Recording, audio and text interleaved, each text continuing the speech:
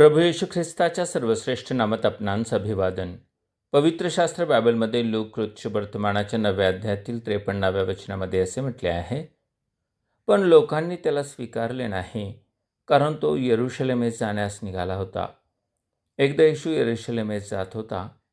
पुढे जाऊन तयारी करण्यासाठी शमरोण्यांच्या एका गावात त्याने आपल्यापुढे काही दूत पाठविले.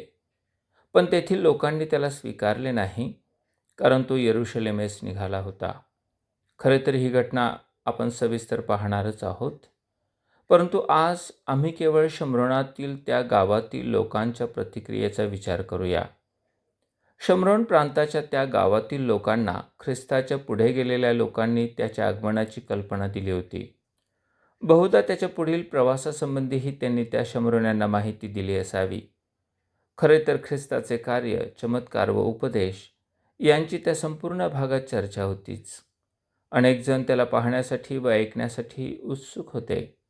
तरी आश्चर्य असे की त्यांनी ख्रिस्ताचा स्वीकार केला नाही.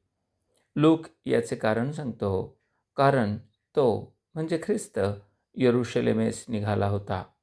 आपणही विचारात पडला ना? परंतु हेच खरे आहे.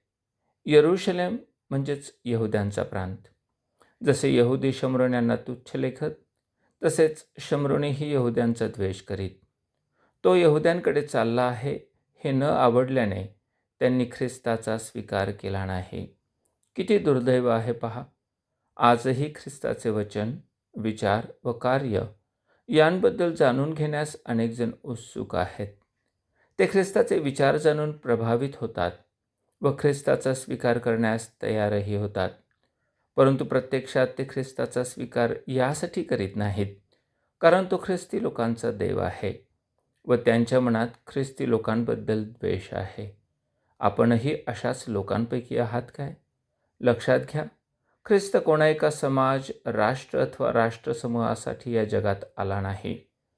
तो अखिल मानवजातीच्या पापांसाठी प्रायश्चित्त करावे म्हणून वधस्तंभावर मरण पावला व मरणातून पुन्हा जिवंत झाला.